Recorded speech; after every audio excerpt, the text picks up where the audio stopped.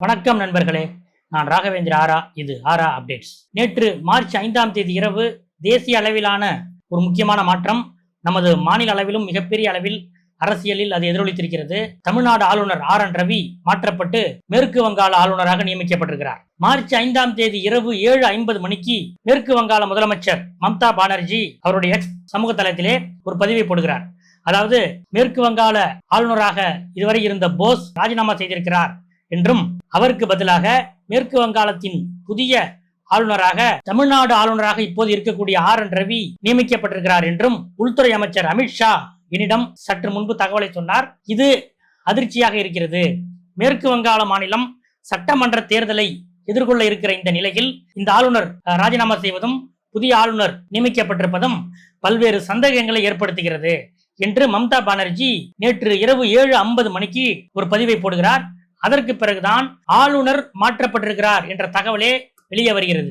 அதன் பிறகு சில மணி நேரங்கள் சென்ற பிறகுதான் அதிகாரப்பூர்வமாக குடியரசுத் தலைவர் மாளிகையில் இருந்து ஆளுநர் மாற்றம் பற்றிய அறிவிப்பே வெளிவருகிறது. நேற்று இரவு மம்தா பானர்ஜி அந்த எக்ஸ் பதிவை அடுத்து நாம் தமிழ்நாடு அதிகாரிகள் வட்டாரத்தில் விசாரித்த போது மம்தா பானர்ஜி பதிவு போட்ட பிறகுதான் எங்களுக்கே இந்த விஷயம் தெரியும், நாங்கள் உறுதிப்படுத்த முயற்சித்துக் கொண்டிருக்கிறோம் என்று நேற்று இரவு வாக்கில் நம்மிடம் சொன்னார்கள். அதன் பிறகு குடியரசுத் தலைவர் மாளிகையே இந்த மாற்றப்பட்டியலை அறிவித்து விட்டது. அதன்படி மேற்கு வங்காள ஆளுநர் போஸ் ராஜினாமா செய்ததால் தமிழ்நாடு ஆளுநர் RN ரவி அங்கே ஆளுநராக மாற்றப்பட்டிருக்கிறார். கேரள ஆளுநராக இப்போது இருக்கும் ராஜேந்திர விஸ்வநாத் அவர்தான் தமிழ்நாடு ஆளுநராக கூடுதல் பொறுப்பு இடப்பட்டிருக்கிறார் என்கிறது அந்த அறிவிப்பு. ஆளுநர் RN ரவிக்கும் முதலமைச்சர் ஸ்டாலினுக்கும் இடையேயான உறவு எப்படிப்பட்டது என்பது நாம் அனைவரும் அறிந்த விஷயம்தான்.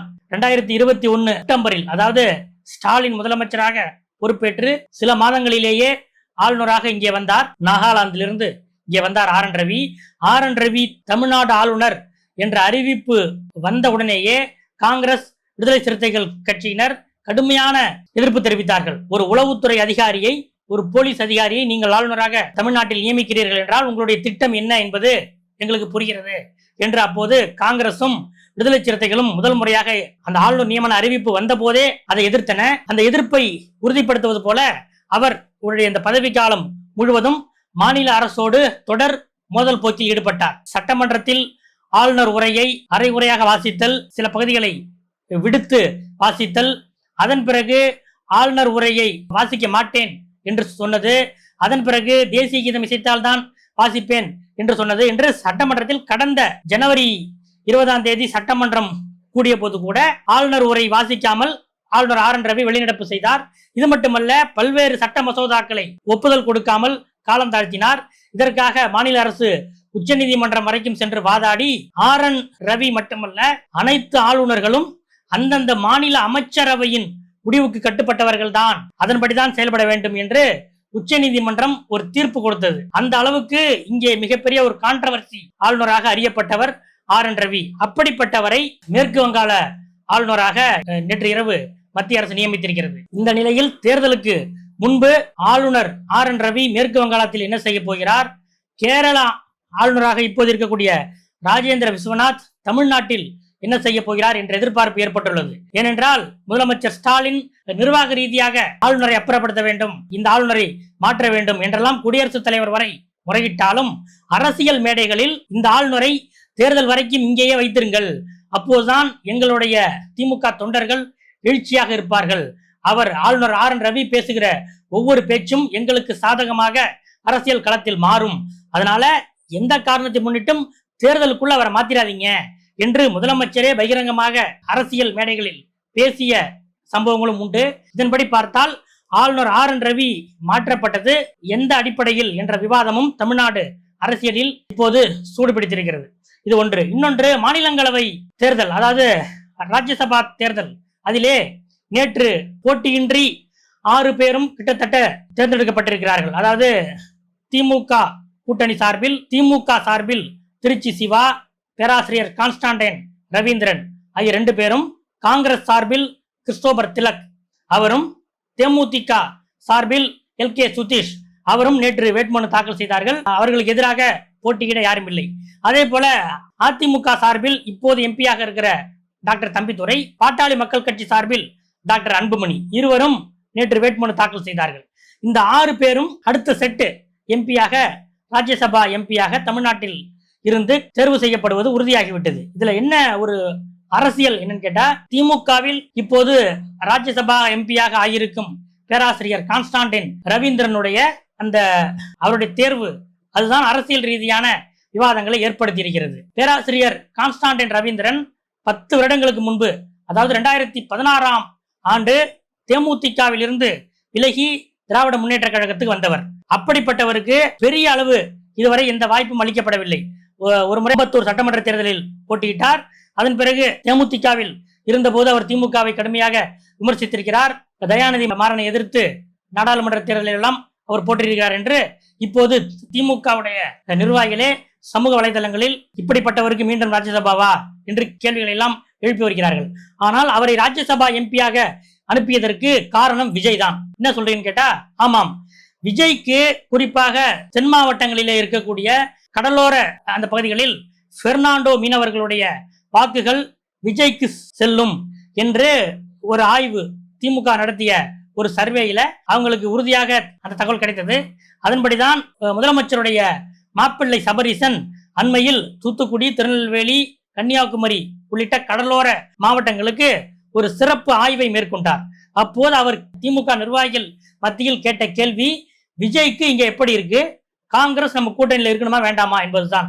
விஜய்க்கு இங்க எப்படி இருக்கு என்று கேட்டால், விஜய்க்கு அந்த பெர்னாண்டோ மீனவர்கள், அதாவது பரதவர்கள் என்ற மீனவர் பிரிவின் வாக்குகள் கிட்டத்தட்ட கணிசமாக விஜய் கட்சிக்கு செல்கிற நிலை இருக்கிறது என்ற தகவல் அறிந்துதான் சபரீசன் அந்த ஆய்வை மேற்கொண்டார். அந்த ஆய்வின்படி முதலமைச்சரிடம் அளிக்கப்பட்ட ரிப்போர்ட்டில் பெர்னாண்டோ சமுதாயத்தை சேர்ந்தவருக்கு நாம் ஒரு ரெப்ரசன்டேஷன் கொடுக்கணும், அப்படி கொடுத்தா இந்த நகர்வை, இந்த வாக்கு வங்கி நகர்வை நாம் கட்டுப்படுத்த முடியும் என்று சொல்லியிருக்கிறார். அதன்படி பெர்னாண்டோ சமூகத்தை சேர்ந்த நெல்லை மாவட்டம், கன்னியாகுமரி மாவட்டம், இந்த 2 மாவட்டத்துக்கும் இடைப்பட்ட ஒரு கடைக்கோடி கிராமமான கூத்தங்குழி என்கிற கிராமத்தில் பிறந்த பெர்னாண்டோ சமூகத்தை சேர்ந்த மிகச்சிறந்த கல்வியாளர் பேராசிரியர் கான்ஸ்டான்டின் ரவீந்திரன் அவர்களுக்கு இந்த வாய்ப்பு வழங்கப்பட்டிருக்கிறது. நாம் இது பற்றி அங்க தூத்துக்குடி, திருநெல்வேலி மாவட்டங்களில் விசாரித்த போது பேராசிரியர் கான்ஸ்டான்டின் ரவீந்திரன் மிகச்சிறந்த கல்வியாளர். அவர் 2011 அந்த காலகட்டத்தில் கூடங்குளம் அணு உலை விரிவாக்கத்துக்கு எதிரான போராட்டம் மிக தீவிரமாக நடைபெற்றது அல்லவா, கிட்டத்தட்ட 1 வருடத்துக்கு மேலாக நடைபெற்றது.